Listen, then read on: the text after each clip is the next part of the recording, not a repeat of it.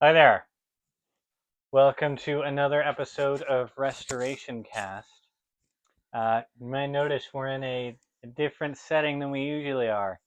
Uh, that's because the chair that my dad sits in, it doesn't have a back on it.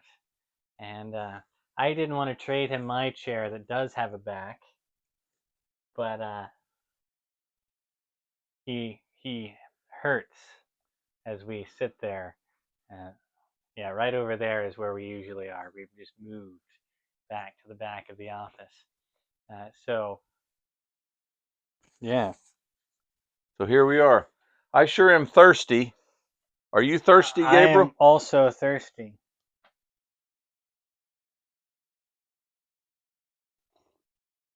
My daughter-in-law got us matching mugs, except they don't really match. Yeah, they don't. He's got a full beard, and I got a, what do you call mine? Van Dyke. I got a Van Dyke. I didn't know that. Hmm. Some people say goatee. Goatee. Well, anyhow, I thought that was important that we mentioned that. Somebody out there, let us know if you can hear us okay. We're a little bit more far away from the camera, etc. But we've got our microphones and such. But one of the reasons Gabriel decided we could do it this way this time is because this is a Q&A week, and so we're not going to need the overhead quite as much. I don't think. I could get a whiteboard and I could write the passages. That's true. You could do that. Would you like that? Sure. Let me just do that. Yeah.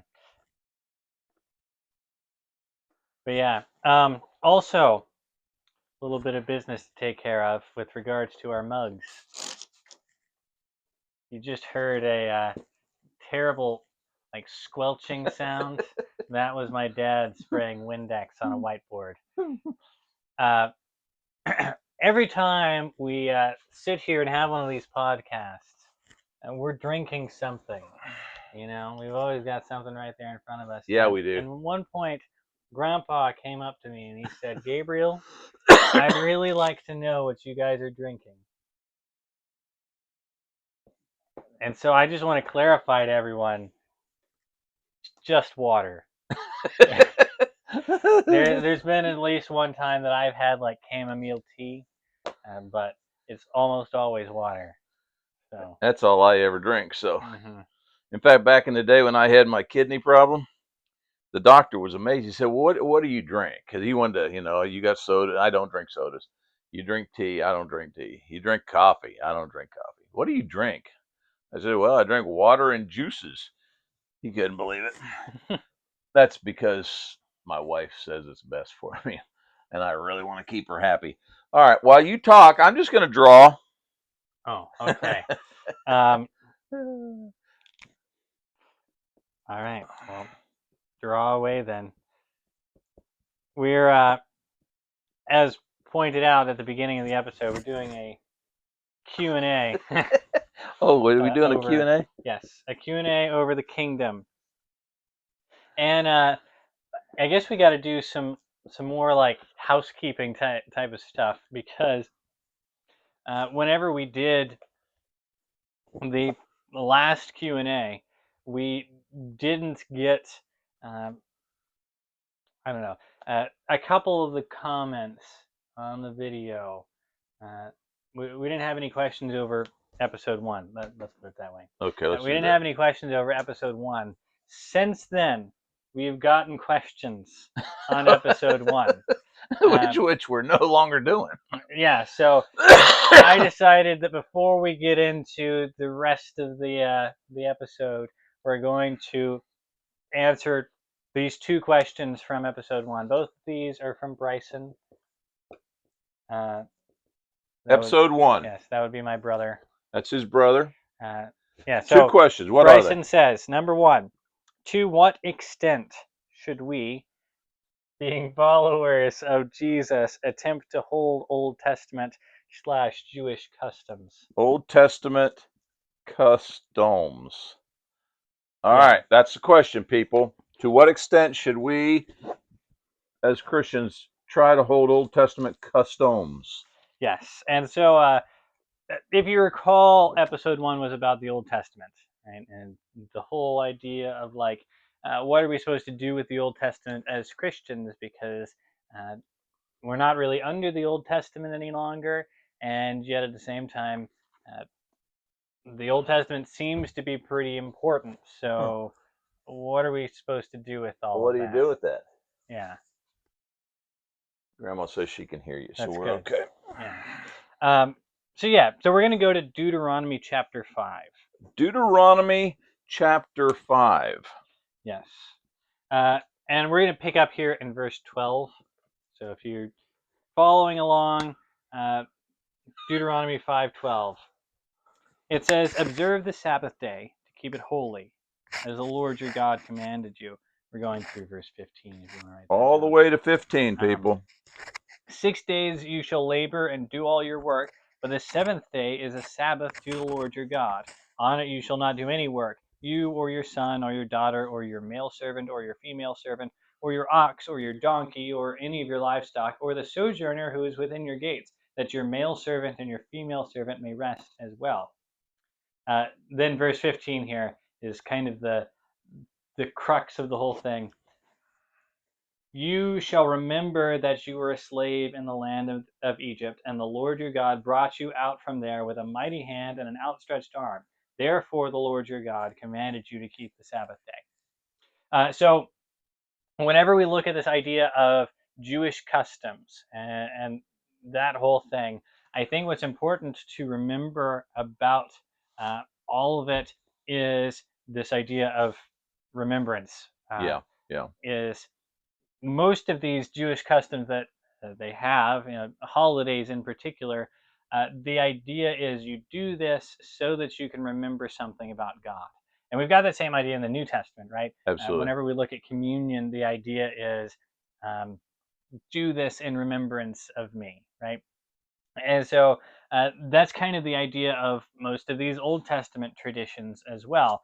Is we're trying to remember something about God. Specifically, in most cases, we're remembering God is the one that brought the children of Israel up out of the land of Egypt. And so I think whenever we look at these Old Testament customs, the thing that's important about it is remembering like what's important about them. I think that you kind of say, well, am I supposed to follow those anymore because I'm a New Testament, I'm a Christian. I'm not a Jewish person, and so am I supposed to follow these customs? And I think the answer is you can follow them, but don't follow them as laws. Rather, follow them Good point. to the extent that it reminds you about who God is and what He's done for you. Well said. And so, if celebrating the Passover reminds you about what God has done for you, specifically, I think if it points you to Jesus, then yeah, go ahead. You should celebrate the Passover. If you do it because you think, uh, you know, I'm gonna go to hell if I don't celebrate the Passover. No, that's not the right reason Well said. to celebrate the Passover. Can I Um, add Romans 14 in there? yes. Well, good, because I already did. Because Romans 14, although it doesn't address any specific Jewish feast, it certainly seems to be implying that when he says one the weak brother Mm-hmm. honors only certain days, the other brother honors all the days, and he says you can both be right. Mm-hmm. And so I think your point is a very good point. And I think you got to ask, why did they celebrate this? Is there any application for that in the New Testament scenario? Then why would it be a bad idea for us to go ahead and at least acknowledge it? With you guys, the boys and I, we've celebrated the Passover. In fact, we'll do it again this year. And it only makes my communion experience sweeter because I think it's the best illustration, because you got the Passover is used by Jesus to bring about the reality of the Lord's Supper. Mm-hmm. And so now we see not just the Lord's Supper, we see where it came from. And it just gives us more depth, if you will, to our understanding. But I like what you said. Don't do it because you got to, because the old law was nailed to the cross. But do it because, as we are told, what has been written about the aforetime, it was written for our learning. Mm-hmm. Yeah. Another passage you might add to that list is Acts chapter 15, um, Yeah, that's a good one. which is the Jerusalem Council. And basically, what's happening in that setting is the Jews, who it seems are following Jewish customs still, are coming together to ask this question of, do Gentile Christians have to follow Jewish customs as Right. well, right? And they come up with the answer no, right? They don't have to follow these these Jewish customs because they're not Jewish, right?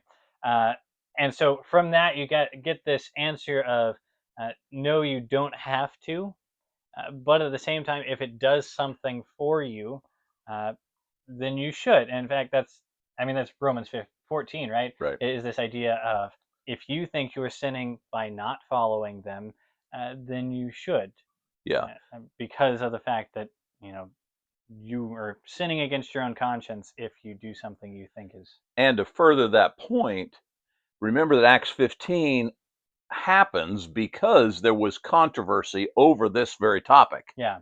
And so they're trying to solve that controversy and they're saying, no, let's not divide over this stuff. Hmm. So that ought to be factored in here.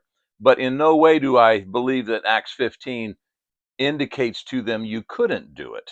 Hmm. Circumcision is the big one in Acts 15. And they conclude by saying, no, they don't have to be circumcised. And yet Paul's going to go ahead and circumcise Timothy, Yeah. and others are going to go ahead. So you can. In fact, if it's to your advantage to do so, do so. Hmm. And you can see how in a Jewish community, it might be to your advantage to practice some of these Jewish customs. Not because you have to, but because it's to your advantage to lead them to a more perfect understanding of the gospel. Yeah. Yeah. And so I think you get this whole idea of, all of this is for your own spiritual benefit, right? And so whenever we look at the Old Testament and Jewish customs and all of that, if it benefits you spiritually to follow them, then you should. If it doesn't benefit you spiritually, then you really don't have any reason to. Yeah. Uh, but and I think that's the extent that we follow them to, right? Yeah. Is it to the extent that it's useful. Um, in fact, I think it's that way with every tradition. I was talking in class at Boydesville, where I preached this morning, uh, about a congregation that I've, I've heard about. I've been there. But this congregation, they have a white tablecloth that they drape over the communion. And the reason is because, 100 years ago or whatever, they didn't have air conditioning, and so, you open up the windows in the summer and the flies will come in and get on the communion unless you put a white sheet over the communion. Um, and so they keep doing that today, even though there's air conditioning now. And you kind of say, what's the point Yeah. of the white sheet, right? And it's not necessarily to say that the white sheet is bad. No, there's nowhere in Scripture that says you can't put a white sheet over your communion bread, all right? But at the same time, I think sometimes traditions go too far, and the way that they go too far usually is they overstay their welcome, Oh, right? well said. And so there was a time whenever putting a white sheet over the communion was a brilliant idea, Yeah. and it was a good thing that they did that. Now there's no point, Yeah. and so holding on to that tradition is just hurting us because of the fact that it's not doing anything for Yeah. us. In fact, I've been in that setting and I remember watching the men as they would fold the white sheet. It was almost like they were folding a flag at a Hmm. military funeral. And I really, as a child, I really thought that was part of the communion thing, is that you Hmm. did this very stoic folding of the cloth kind of thing. And I think that's where the tradition got in the way. Yeah. Yeah, exactly. I think there are some things that uh, that you can do that they aren't harmful in any way. Right. It's not hurting anybody. It's not necessarily a benefit, but it whatever. Right. Uh, I think the problem is whenever we start to cling to those traditions and say this is the way it has to be. Yeah. There's nothing wrong with having a white sheet over your communion, unless you say this is how it has to be because this white sheet is holy, right? This is part of the communion process, and if you don't have a white sheet, then you're going to burn in hell for eternity. Which is the point of Romans 14. Yeah, Don't do that because that makes you sure enough guilty if you're going to cause division over it. Yeah, exactly. And so I think there's some traditions that are actually starting now, right? That's right. After That's COVID, true. we had, uh, we put the communion in those little glasses where there's bread on one side and grape juice on the other side, All and self-contained and yeah, exactly. And during COVID, that made a lot of sense right. because we're all like, worried about germs and everything. 100 years from now, if we keep doing that, they're our great grandkids or whatever, they're going to look back and be like, this is the way you have to take communion because this is the way we've always done it, not knowing that we only did it because of germs during COVID, Yeah, right? And that's the way a lot of that's a very these things good point. happen. Is To further that illustration, I'm not so sure about what today with our little prepackaged little wafers that we've got that are they're not even bite sized. They're mm-hmm, niblets, if you will. And the little bit of grape juice that we have in our little shot glasses, forgive me, probably shouldn't have called them that, but really, it's not even a gulp. uh-huh, I'm not sure that really helps us identify with the Last Supper. yeah, And I just kind of I've wondered that throughout my adult life if we haven't really done something because in the early years of my memories, I can remember my grandmother as she actually cooked the loaf. mm-hmm, And I remember attending a one cup Church of Christ where they actually all drank out of the same container, which I'm not going there, but I am suggesting to you that you got to wonder if we haven't made this so institutional that we've forgotten that this was actually very much a party setting with a bunch of friends who mm-hmm, came together to remember a very somber moment. yeah. Yeah, and back to the idea of the Old Testament, one of the things we've brought up is Passover, right? And I think sometimes whenever we take communion, we don't really connect with the Last Supper, Yeah, like you just said, because what we're doing is so far removed from what Jesus actually did. That Jesus did not take out a golden tray and pass it around, and yeah. everybody took bread off of it, and they passed it around again, and they took the the cup, right? They certainly Uh, weren't sitting in pews. yeah. Uh, Whereas Passover is exactly what he did, right? He's sitting there eating the Passover meal with his followers, and then he institutes the Lord's Supper during that. And so you might say that the celebration of the Passover feast is actually far more connected to Mm, the Lord's Supper than what we would call the Lord's Supper yeah, today. Um, that's not to say stop taking communion, certainly and not. uh, at most it's to say like take communion differently, but really what it is to say I think is uh, Passover, the celebration of some of these Old Testament holidays, the use of some of these Old Testament customs really can help to like put us in the shoes of Jesus and his followers and put us where they were and help us look through their eyes and Good point. see, this is what they were experiencing at this moment, which is a really neat spiritual exercise. Amen. Again, it's not something that's commanded. You don't have to do that, but I think it's helpful, and if it's helpful, why not do it? Yeah, you're not commanded to read a commentary, Hmm. but it helps to get the thoughts of other people, and you're by doing so you expand your setting, whatever. Hmm. I remember the first time that I celebrated the Passover with Daryl, and you were there, but it was he moved all the furniture out of the living room, and he Hmm. put a big carpet in the middle of the floor. You remember that? And we all reclined around this little raised area that he had all the food on. And I remember thinking, this is really odd and weird, because I'm kind of up against another person and all those kind of things. But at the end of the night, my rear end was sore. I was placed in kind of awkward settings with other strangers that I didn't really know all that well. But I Hmm. thought to myself, I feel like I actually did it like Jesus Hmm. first did it. And it meant a lot to me. Yeah, and I think mm, last thing I'll say about this because we've got other Got questions, other questions, son? but I think one thing about all of these Old Testament things uh, and customs and all of that is each of them was put there like for a purpose Yes. to teach us something, and that's really what I wanted to get from the Deuteronomy 5 passage is what's happening here is God is saying, celebrate or do the Sabbath, right? Rest on the Sabbath, because resting on the Sabbath teaches you something. Yes. And what he says it teaches you is, it reminds you that you were a slave in Egypt, right? And you don't have to do that work anymore. Now on Saturdays you get to take a day off rather than Yes. saying, let's go back into to work for Pharaoh, right? And so each of these customs that they have, they teach us something about either ourselves or about God. And I think it's important to look for those lessons Amen. if you're going to observe these customs. Look for the lesson. What does this teach me about God?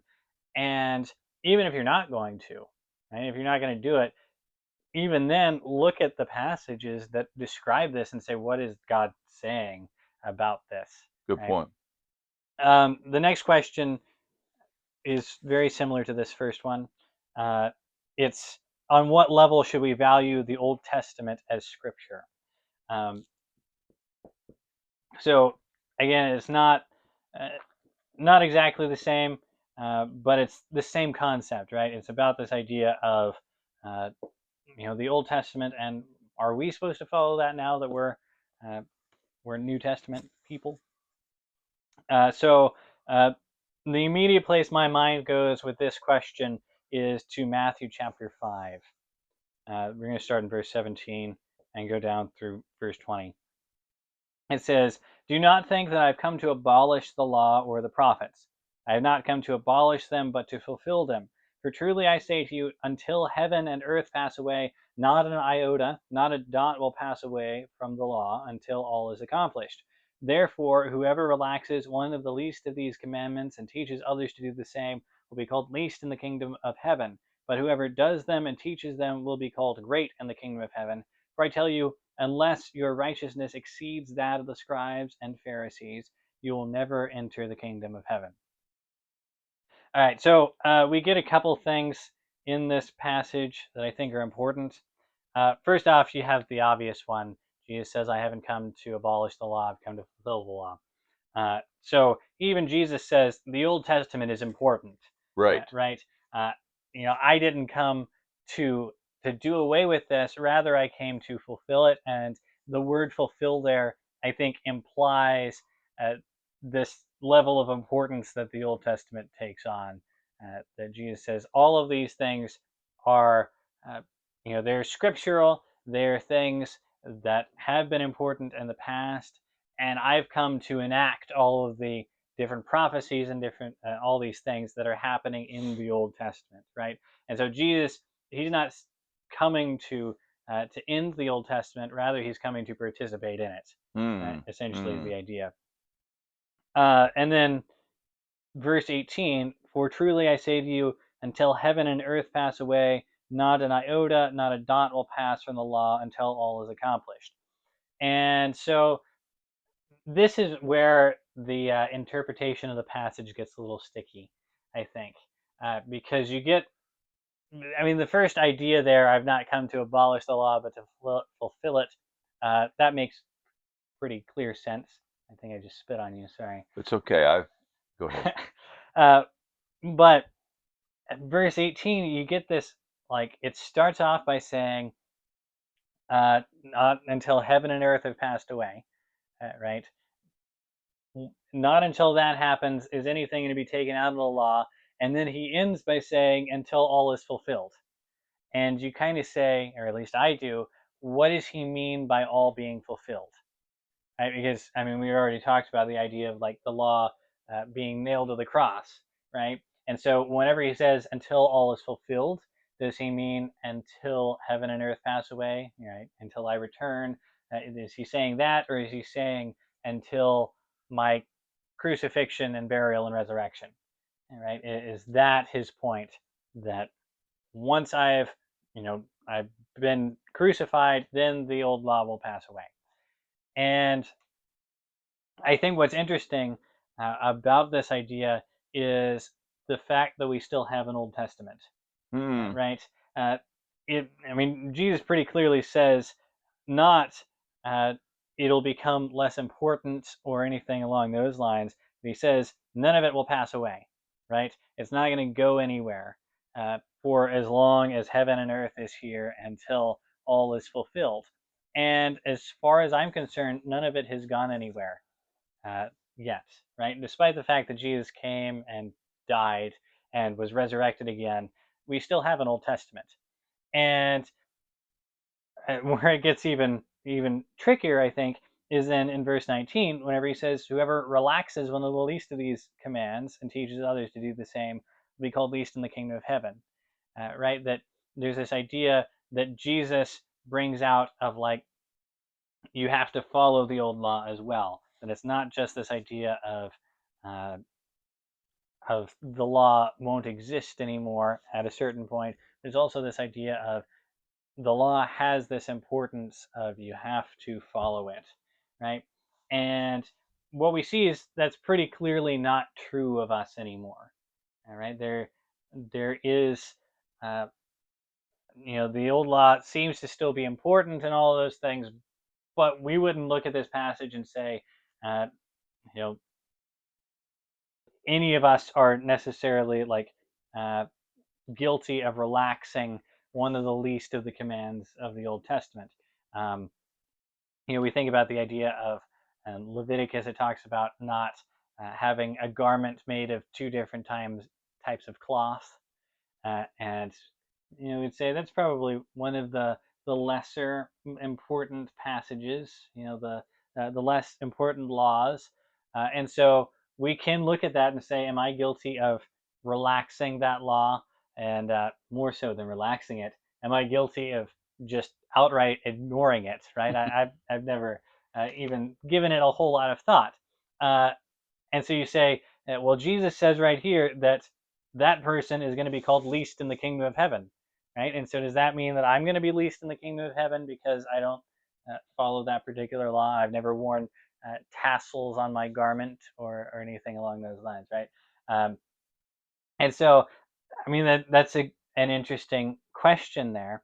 And I think a lot of what we talked about during this last question applies to all of this, right? That the Old Testament is written for a purpose, and that purpose is fulfilled in Jesus, right? And so whenever we look at the Old Testament laws and all of those different things, we're not looking at those things by way of saying, this is something that I have to follow. And this is something that I have to do uh, by any measure of like, I'm going to be least in the kingdom of heaven, or I'm not going to enter the kingdom of heaven if I don't follow these. Rather, we look at them and we say, these things teach me about Jesus. Hmm. Because Jesus, at the beginning of this passage, he says, I came to fulfill the law, right? He says, I came to participate in all of this stuff, which means all of it has information that teaches us about who Jesus is and what he has come to do. And so, whenever we look at it, I think the important thing again is this idea of like keeping it in its proper context, keeping it in its proper uh, usage, I guess. And this is what we talked about in the first lesson is whenever we look at the Old Testament, really what we're doing is we're looking back and we're looking ahead, right? We're looking back at the way the old law points out our own sins and the fact that we weren't able to follow the law perfectly. Uh, we're looking back at our history and all of these things. That's what we just talked about with the customs and all of that stuff. And then we're looking ahead to Jesus and the fact that he comes to fulfill the law and all of those different things. And so, whenever we look at the law, really what we're seeing is it's teaching us something. And so we use it as scripture not to say these are things that you have to follow to this day, but rather to say these are things that teach me about Jesus and about what I'm supposed to do as a New Testament Christian. Yeah, well said. And the idea of the law being nailed to the cross, I have always taken that as being okay. So it's if you nail something, it's gone, or it's, you destroy it. Mm-hmm. That. But I think really what's happening there is he's saying he's anchored it to the cross. And when you anchor something to the cross, it doesn't necessarily destroy it. It just says that this is where it stays. Mm-hmm. Jesus went to the cross. He did all that fulfilling that you referenced earlier. and now we're going to anchor the law to that spot. It Mm-hmm. got fulfilled right there. So what does that mean then? That you and I are no longer responsible for that as far as our salvation? Correct. But it doesn't mean that it doesn't have value, Mm-hmm. that I couldn't revisit that anchor spot and say, oh, so we launched from here into this. Yeah. Yeah. And if we have no Old Testament, if the Old Testament isn't scripture anymore or something along those lines, then there is nothing for Jesus to fulfill, Hmm. right? And so you have to have all the story leading up to Jesus in order to really Good point. understand what's going on in the Very New good point. Testament. So do I erase now? Yes. Okay, guys, you got it? Okay, good. Yeah, we have moved on to episode 5. Episode 5. Yes, and I didn't have any questions over episode 5. Well, why are we moving on to it then? I'm going to Well, turn this board upside we down. have a Q&A episode to do. That spot bothers me. I'm sorry. Restoration Cast is the name of this, Gabriel. Yes, it is. Okay, and this is episode 5. Yeah, this is episode 5, and we didn't have any questions, so I went to AI and I said, AI, what questions should I ask over this episode? Yeah, what did AI say to you? Well, here's the first one. Okay. What does it mean that faith comes by hearing? This was our episode over Isaiah chapter 52, and we were relating it to Romans 10. So we're going to go over to Romans chapter 10 to Romans answer the question. 10. Yeah, and 9 and 10 is where we were at, but I don't know if that's exactly where you're going to go. um, Question 1, well, faith by hearing? yeah, faith by hearing. Yeah, so if you go down to verse 17, it says, "So faith comes by hearing, and hearing through the word of Christ." Sorry, my bad. Right, and that's the idea behind this particular question is what does that mean? Whenever it says in Romans 10:17, faith comes by hearing, what are we supposed to get out of that? And the rest of the context answers that question. Isn't that neat how it Right? does that? Yeah. So verse 13, it says, "For everyone who calls on the name of the Lord will be saved. How then will they call on him in whom they have not believed? And how are they to believe in him of whom they have never heard? And how are they to hear without someone preaching? And how are they to preach unless they are sent? As it is written, how beautiful are the feet of those who preach the good news. But they have not all obeyed the gospel. For Isaiah says, Lord, who has believed what he has heard from us? So faith comes from hearing, and hearing from the word of Christ." So what Paul does there is he makes this pretty clear lineup of what we as Christians are supposed to do. Right? We are supposed to, number one, be sent by God, and we are, right? You can read any of the accounts of the Great Commission, and you get that idea of like we are sent. Um, Number two, whenever you're sent, you have to go out and preach the word, right? Go out and preach the gospel. And that's what Mark chapter 16 says, right? Uh, Go into all the world and proclaim the gospel to the whole creation. Uh, so, again, this is just Great Commission right there. Um, so, we're sent to preach so that people can hear. And then in hearing, they are supposed to believe, and because of that belief, they are to call on the name of the Lord. But that idea of belief is really what we're talking about here, right? Because the question is, why does faith come by hearing, right? Not why does confession come by hearing.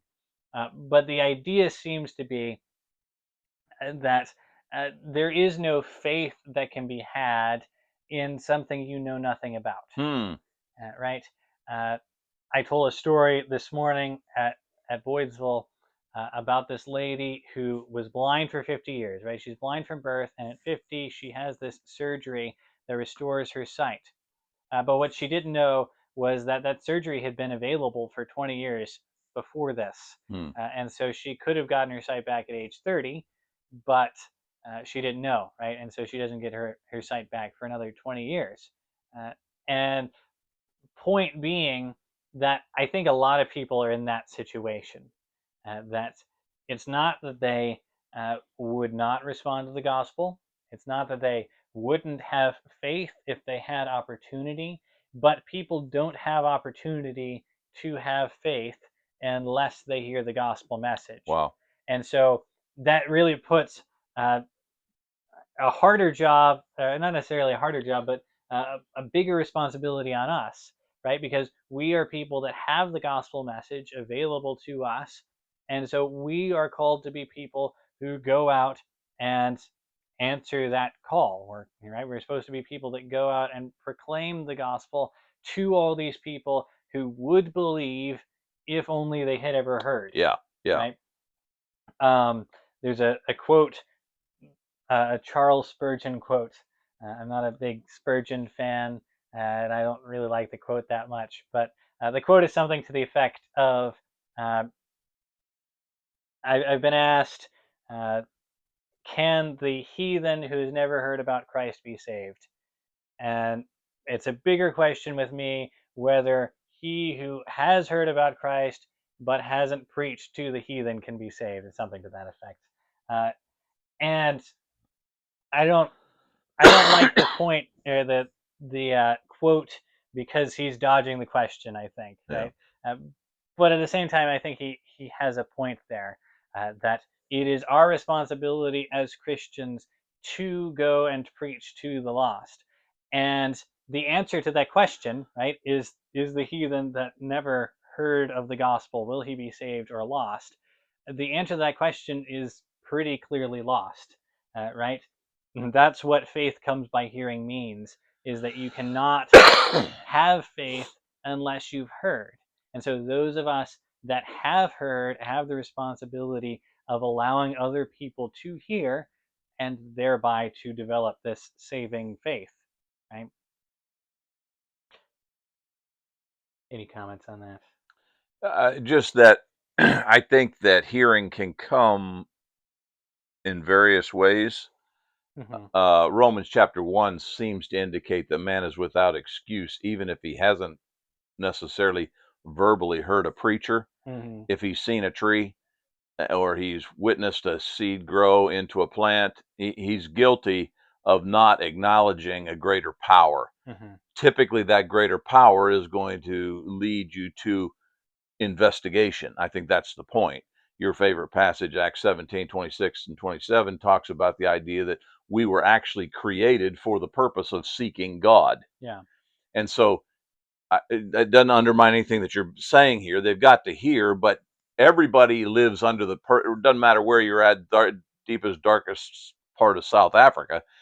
If you can see a natural phenomenon created by God, then you have heard enough to begin the journey of discovery, and Yeah. therefore you're without excuse. Yeah, exactly. And so Romans chapter 1, you get this idea of uh, everybody has heard enough to know that there is a God, right? And then later on in Romans, Paul, he continues this idea, right? Um, what is it, Romans 6, 3 and 4? Is it? No. 6:23. There you go. Romans 6:23, Paul will say that the wages of sin is Mm, death, right? Uh, but then Romans 3:23, he's already said all have right. sinned and fallen short of the glory of God, which means everybody knows that there is a right thing. In fact, everybody seems to know what the right thing to do is, uh, but everybody also has chosen at some point to not do the right thing. Yeah.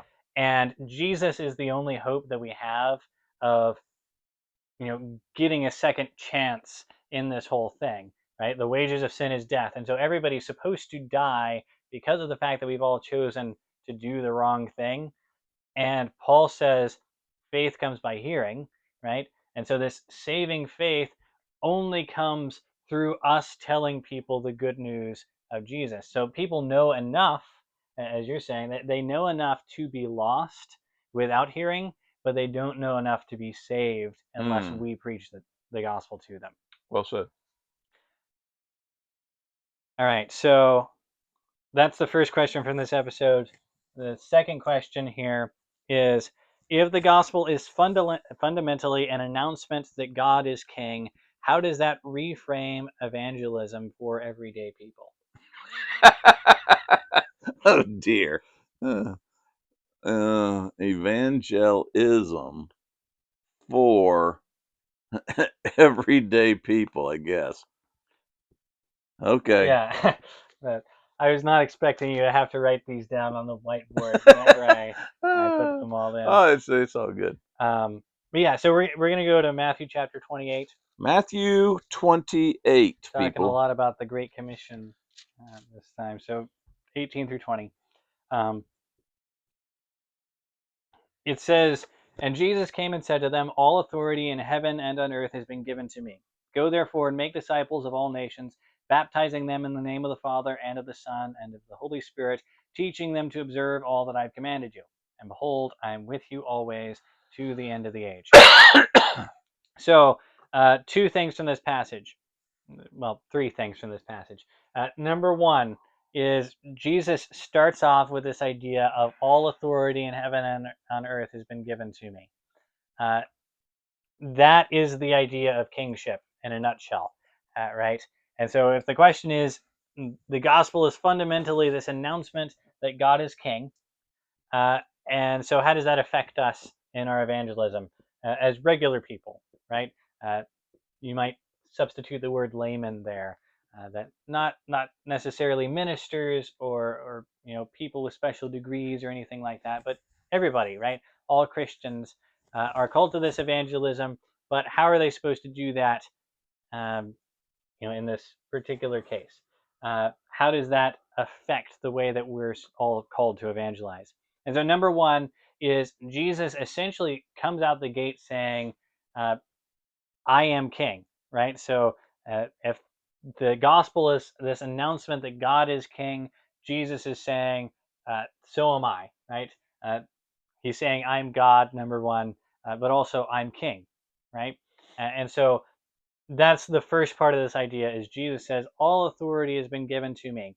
And then based on the fact that all authority has been given to me, number two, we get this idea of baptize people, right? That's the first step in making disciples is that you have to baptize them.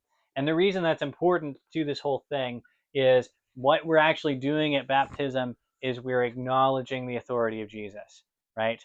And so to be baptized uh, is to come in and say, uh, "Yeah, I accept Jesus as my King."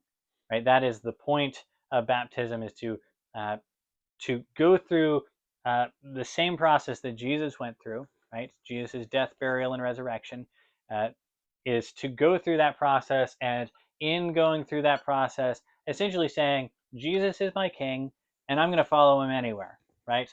I will follow him to the ends of the earth, to death if I have to, right? And so that's the point of baptism.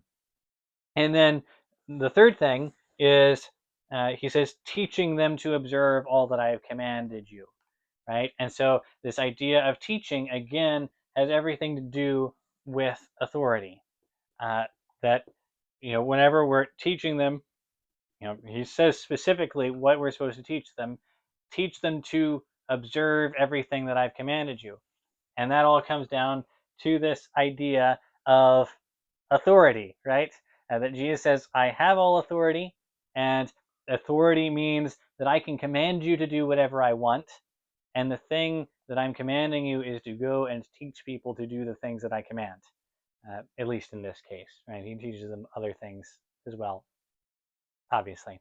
But it's this idea of authority, right? And so whenever we talk about uh, the gospel being this proclamation that God is king, this is kind of what we mean is we're proclaiming that God has all authority over creation, over everything, And so, because he has authority, we need to, number one, acknowledge the authority that he has and say, I am going to follow Jesus. And then, number two, we need to not just acknowledge it, but we need to actually act out that acknowledgement and, actually follow him wherever he says to go. Good stuff. Good stuff. All right, this is episode 6. Oh dear. Well, I got to clean the board here, son. Give me a second. And these last two, this first one is kind of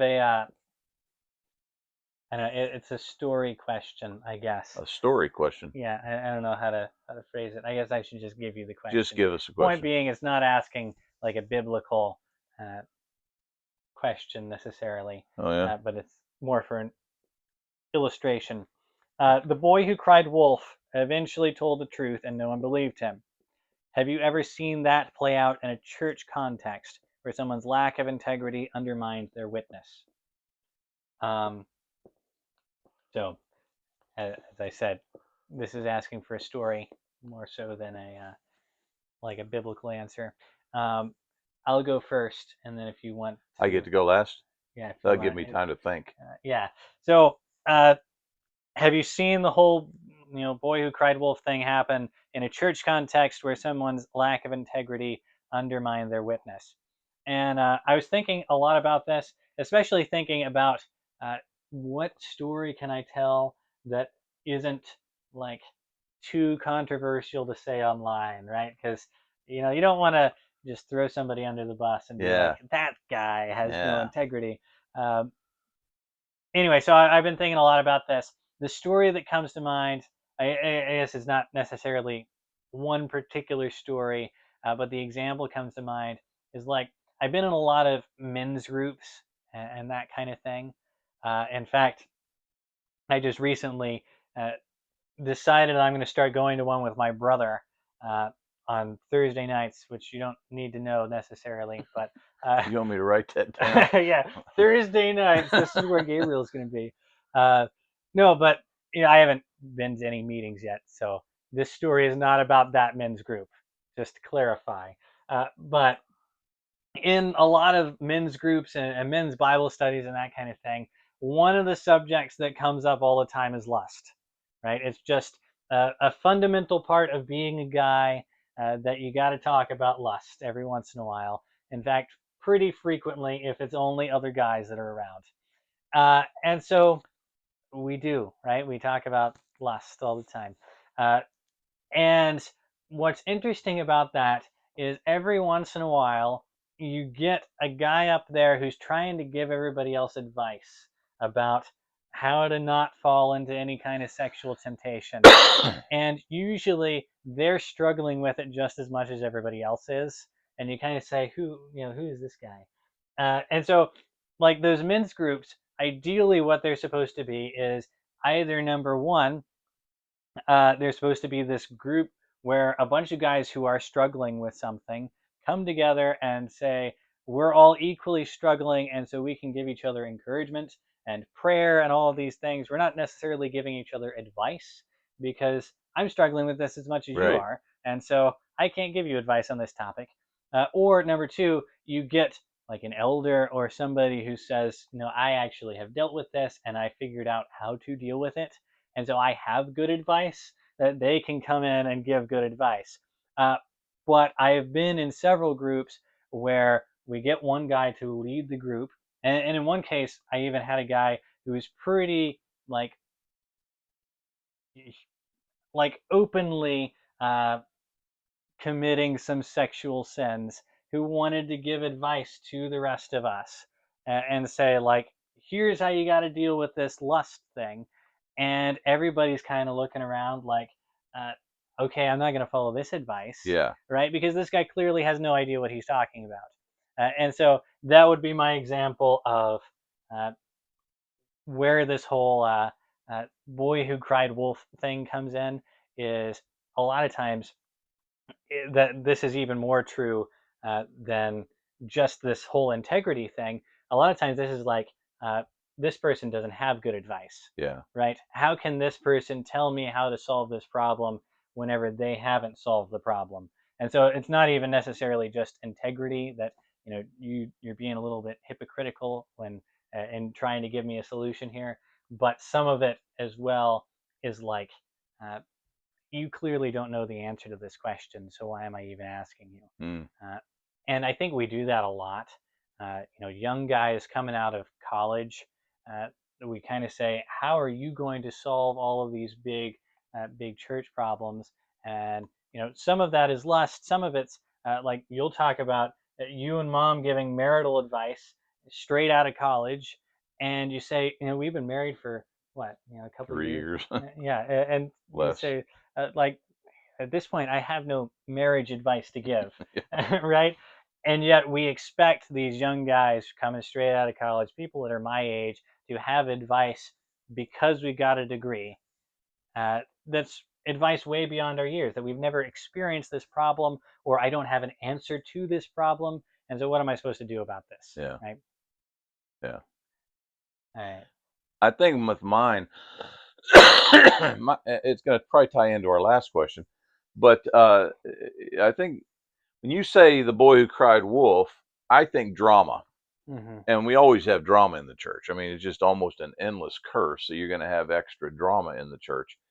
And I think that Romans 14 deals with that pretty effectively because right out the gate, Romans 14:1, Paul says not to engage the weaker brother in drama. And Mm-hmm. it doesn't say the word drama there, but it talks about disputable matters. But that's essentially what's happening. Typically, the more immature you are, the more drama you produce. Mm-hmm. More because you're insecure. Insecurity produces drama. And I think that what we find is that Romans 14 says to the stronger brother, put up with the weaker brother, but don't allow the drama to get so bad it divides you.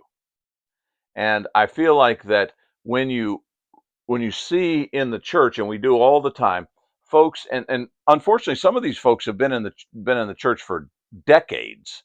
Some of the oldest members in the church can be the most drama-driven people I've ever met, Mm-hmm. and it's because they're going around finding fault with everything. Oh, we can't do that because that, well, no, we can't change that, and it's like their entire purpose in life is driven by what we can't do, rather than what we can become. Mm-hmm.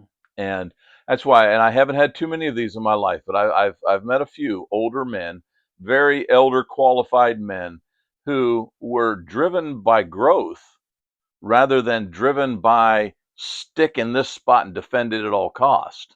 Mm-hmm. And I think that this boy who cried wolf thing plays out so often in the church with folks who are going around just finding problems rather than looking for growth patterns and plugging themselves into that. In what positive way can I encourage the growth?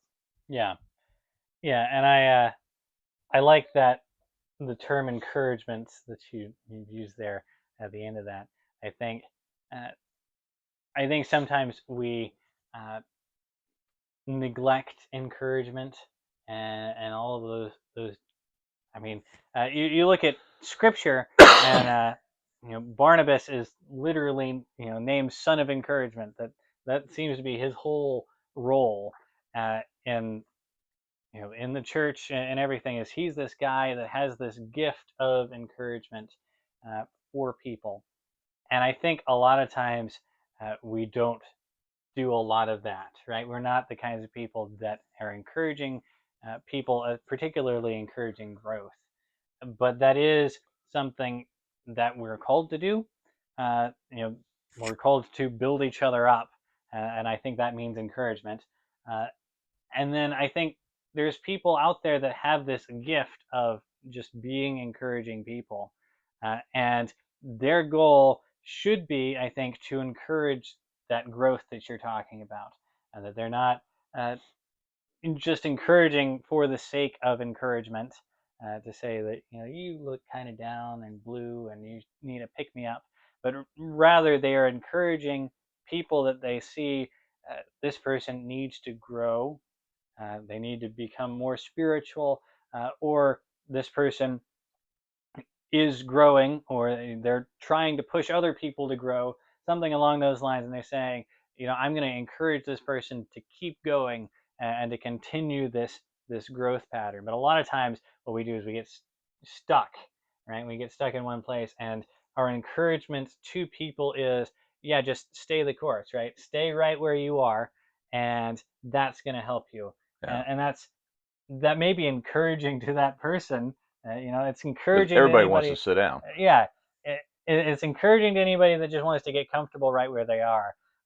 But it's not encouraging in the right way, right? It's Right. not encouraging by building up the church, Yeah. right? And if you think about it, this guy here that cries wolf, he doesn't encourage anybody. In fact, he goes the other direction, because when it comes time for them to actually be encouraged to come to the rescue, they're Mm-hmm. not.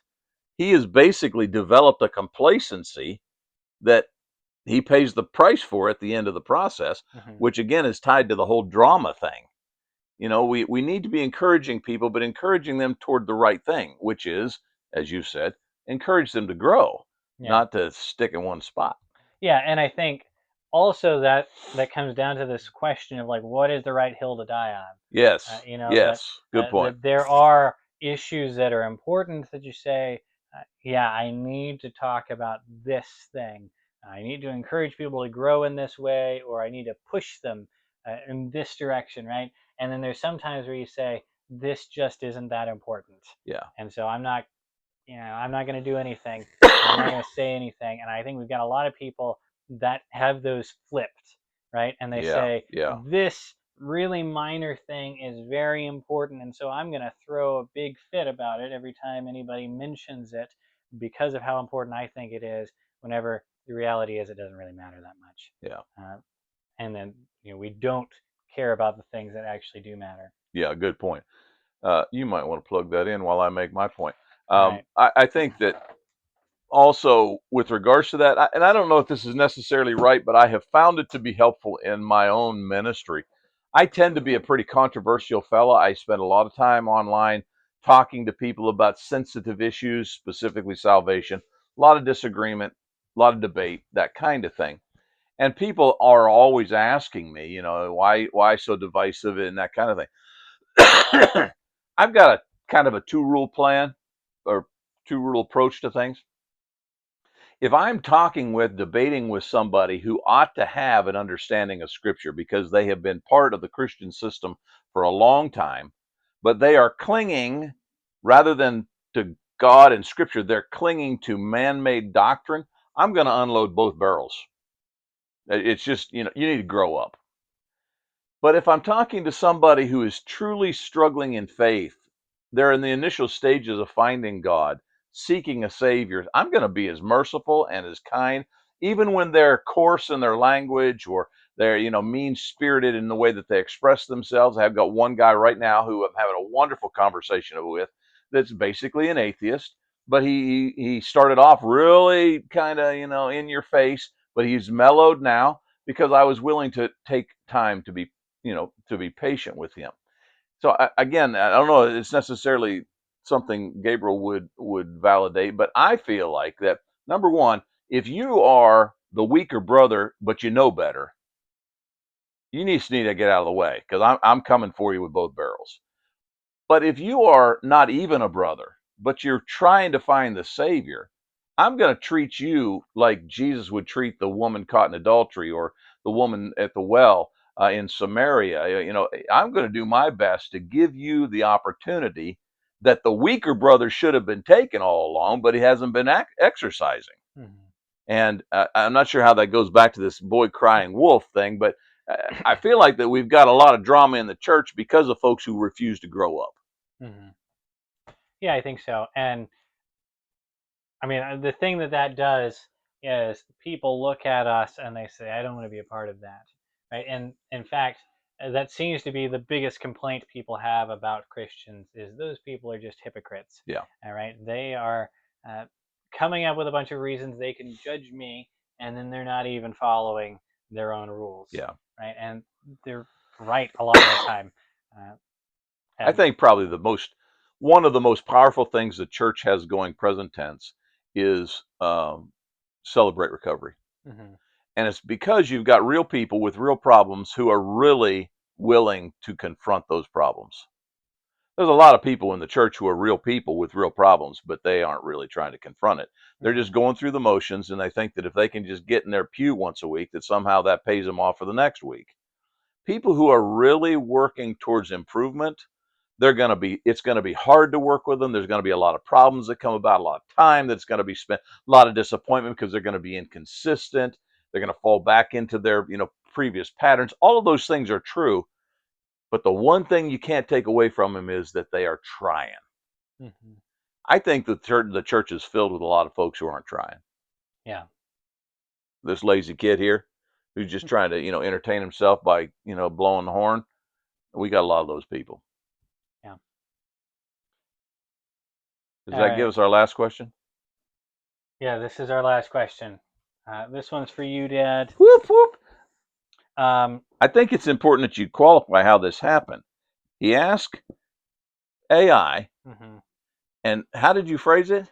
I said I told the AI that my dad and I do a podcast together, and I didn't tell the AI what my dad's name is, and so it just refers to him as Dad. Uh, So, anyhow, I just thought it was kind of neat that AI acknowledged me, being that I'm nothing but color. I just do the whiteboard. That's all I am. But I actually get my own question tonight. All right, what is the question? Dad, Dad, that's me. has your understanding of grace or truth shifted over the years? If so, where did you used to get it wrong? This is from, well, it's from episode 6, as we pointed out. But this is last week, whenever we talked about the idea of Jesus came full of grace and truth, right? And so we're kind of contrasting those ideas of grace and truth. And Do you have Ephesians 2:8-9? I I have it all Oh, you've got here. the whole Bible there. Yeah. I just need Ephesians 2:8-9. As I just mentioned in my previous comments, I spend a lot of time debating folks online. And when it comes to this subject matter of salvation, one of their favorite places to go is Ephesians 2:8-9 because it deals with this idea of grace. And it sounds like on the surface, it's giving us license to be lazy, but it's not. Can you read that? Yes. Ephesians 2:8 and 9. For by grace you have been saved through faith, and this is not your own doing, it is the gift of God, not a result of works, so that no one may boast. Not a result of works, because we don't want anybody boasting. I get that. And I'm all about that. I think that's exactly right. And I think there are some folks up here in the question number 1 who are kind of that way. They're all Mm-hmm. full of themselves. And so, they're just drama oriented and they argue for the sake of being heard rather than for the sake of actually drawing somebody to actual progress or growth in their spirit. But there's a part of this passage that is too frequently overlooked. We love to run to that idea that we're not saved by works, lest any man should boast, because we don't want to be that guy. But when you open up the passage back in verse 8, could you read that again? Just the first part of that? For by grace you have been saved What? through faith. What? For by grace you have been saved. What? By Grace you've been saved through through faith. through faith. That's the part I was sorry. I gave you the what too early there. Through faith. Faith is a work, people. I don't know whether you knew that or not, but faith is a work. Paul in the book of 1 Thessalonians defines it as such. Faith requires a level of effort. What is being said in Ephesians 2:8-9 is that we are saved by grace, but that salvation comes through the conduit of our faithful acceptance of grace. He goes on to say in the passage that grace is a gift. A gift must be received in order for it to be a gift, or it's an assignment. Grace is not assigned. The Calvinist would tell you that grace is assigned, which makes it a complete contradiction to this passage. If you are irresistibly drawn to grace, that's not a gift. That is an assignment because it's irresistible. Okay? We have a gift that has been given. Now, back to our question that was asked to me by the computer. Grace, have I had a shift in grace? Absolutely.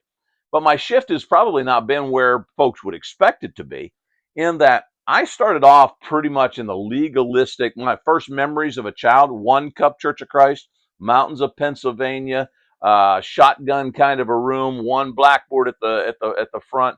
That whole folding of the covering of the communion table. That's what I'm talking about. All of Mhm. that kind of stuff. Very lacking in grace as far as the feeling. I remember I have woken up in the middle of the night, and there's a thunderstorm going on, and I have on several occasions awakened to the thunderstorm and prayed the prayer, God, please don't let Jesus come back tonight. Now, as a 63-year-old man, I'm ashamed to tell you that, but that was in my years of immaturity because I didn't appreciate grace. Not to ramble or take over the show, but let me just make 2 points with regards to Ephesians 2:8-9. Number one, notice that faith, there is a responsibility on your part, on my part, to access grace appropriately. I've got to have faith. That goes back to the Romans 1. It goes back to some of the previous things you were talking about with regards to taking the journey. Some of my faith was completely dependent upon hearing, as you said. They got to be sent. We Mhm. got to be preaching. We got to be hearing. Had great parents, had great mentors around about me, all of those kind of things. But a lot of my journey was really dependent upon me and my own personal discovery. Smartest man I've ever met is my dad. Spent hours listening to him preach and teach, and all of those, and much of what I know is because of my dad. But none of what I know because of my dad is going to get me to heaven because of my dad. Only that which I have personally taken in, discovered, appreciated, made part of my own value. So that's faith. I can't get to grace unless I take that journey. I've got to go down that conduit, if you will, that leads on the open end to grace. It is Mhm. the receiving of the gift of grace by me saying, I want to investigate you, Lord. Acts 17:26 and 27 again. We were created for the purpose of seeking God. It's the journey. So that's the pathway that leads me to grace. Now, once I get to grace, I've got to discover, I've got to appreciate that where I have arrived is at a place of gift giving. That this is something I did not earn because of my journey. It's not something that I can claim in a boastable way because of my journey. It's just simply something that God says as I exit the tunnel of faith, and there He has His hand out with grace. I say to myself, "Wow, thank you, Lord," and I accept it, not earn it. So, in answer to the question, have I, had a shift in my understanding and appreciation of grace? Without question. But unlike what I think some folks would answer with regards to this, I think some people want to shift it from this idea of going from legalism to freedom. Mine is more of a going from legalism to a better understanding of what grace really is. Mhm. I didn't feel like it relieved any responsibility from my part. What it did is it gave me appreciation of what my real responsibility was. And that is, I can't earn it, but I can certainly reach out and take it Yeah. as He offers it. Yeah. Going back to that idea of uh, faith comes by hearing. I think sometimes, a lot of times, there's a lot of people that would say that faith is something that God creates in us, right? And that God Right. hands us our faith, essentially. And what's interesting about that passage is it kind of says God, has this part in giving you your faith, right? If you don't hear, you're not going to develop faith. But what it also says is that every one of us has a responsibility in that whole process Good point. of giving somebody else faith, Good right? point. Which is really interesting. I think that God would say, uh, I could, right? I could just will certain people to have faith, and those people would be saved. I could do that, but instead of willing them to belief and thereby salvation, he says, I'm going to direct certain people Wow. to go and share their faith with these people, and in so doing, give faith to these other people. And so God does that, and I think that's part of grace, Yeah. right? Yeah. That God Yeah. has enough grace to say, number one, I'm going to let you be a part of this process, Yeah. and then number two, it is gracious of God to say you have a choice, Mm, right? You are able, whenever you hear, to either decide to develop faith or not to, right? And that is very gracious of God to very say gracious. you get to pick, Wow. right?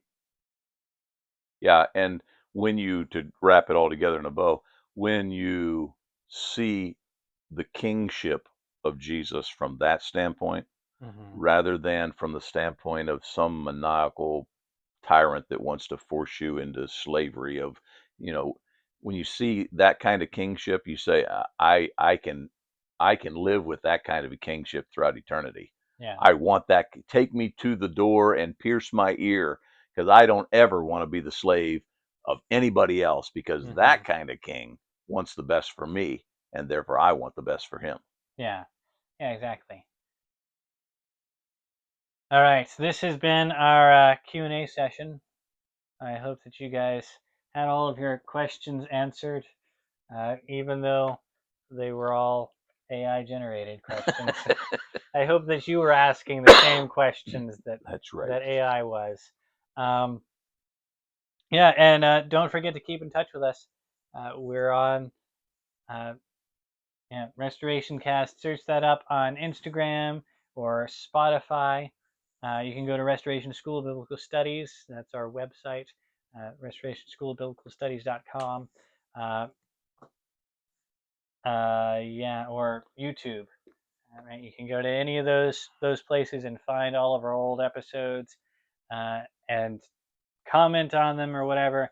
We're going to do another Q&A session in 3 weeks, and so 3 weeks from now we'll answer more questions, and hopefully we won't have to generate them with AI this time. Can we do it again? Right? I've been comfortable the whole time.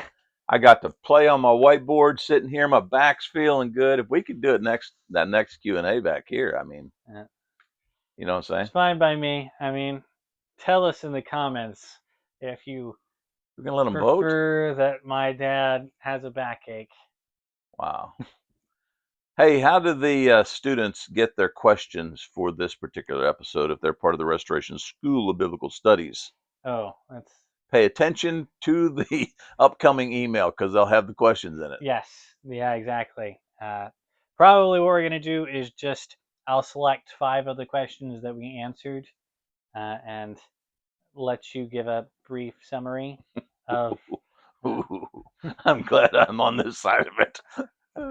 yeah, but yeah, we're gonna send out an email that has all of the questions in it, and so be watching for that email. Be watchful, people.